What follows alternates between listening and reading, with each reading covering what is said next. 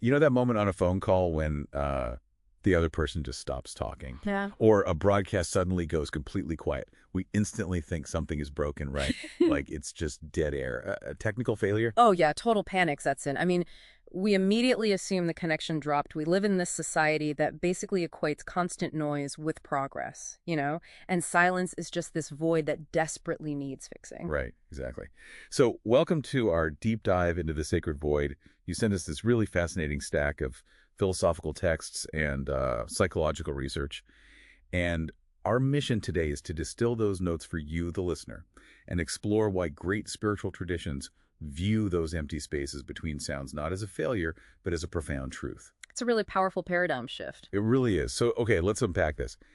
We're constantly bombarded with information, all right? And because we equate noise with connection, our internal monologue just becomes this incredibly cluttered room where, well, no new guest can possibly enter. Yes, and to clear that cluttered room, we actually have to look at what's taking up the space, which is exactly what your sources focus on first.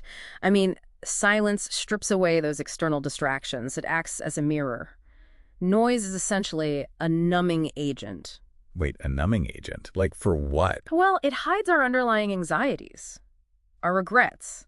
Basically, that shadow self we just aren't ready to face without distractions. Which is terrifying, honestly. I mean, Right. without an audio track playing while I, wash the dishes, I actually have to think about my life choices. Right. The noise keeps you safe from yourself. But let me push back on how we frame this avoidance. Yeah. Because stopping all our constant distractions doesn't just feel like looking in a mirror.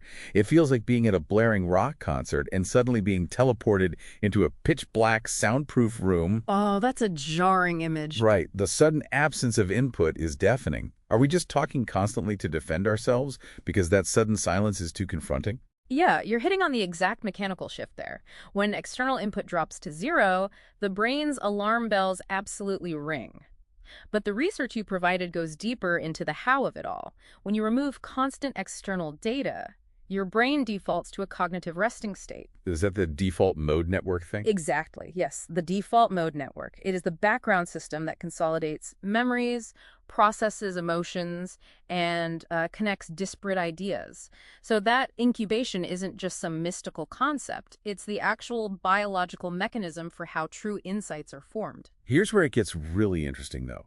Because your brain is finally getting the bandwidth to cross-reference experiences. I mean, think of our constant reactive talking like cheap fast food. We're just habitually consuming and reacting to keep the silence at bay. Yeah, just constantly snacking on noise. Exactly. But silence acts like the dark, quiet earth where a seed finally breaks open to grow something substantial. I love that. And the psychological texts in your stack actually back up that seed analogy beautifully. They use this idea of sediment. Oh, like dirt in a glass of water. Precisely. When you let a glass of muddy water sit still, the dirt from our busy reactive lives just settles, leaving the water clear.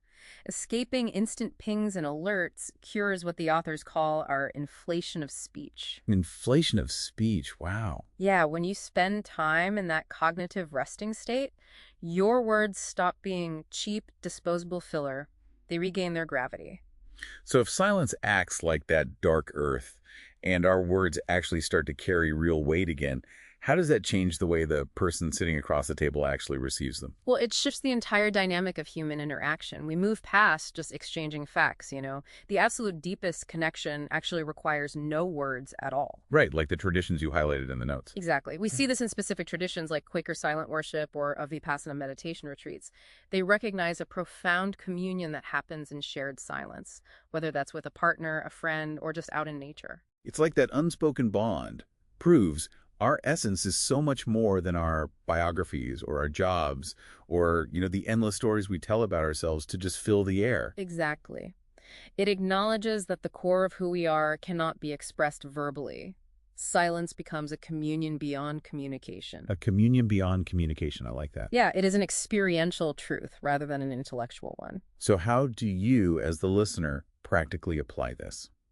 Because your sources suggest a highly practical experiment called the golden hour, which is try doing 30 minutes of no digital consumption and no unnecessary speech right after waking up, and then another 30 minutes right before you go to sleep. And what's fascinating here is that by simply observing your anxiety levels during this time and watching what thoughts arise without new data constantly feeding your mind, you might realize something profound. Which is what?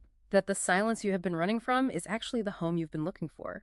Man, it completely flips the script on what we consider dead air, which leaves you with this final thought to ponder as you go about your day. If silence is truly our first language and the language of the divine, what does it say about humanity that we spend our entire lives frantically trying to translate it into noise?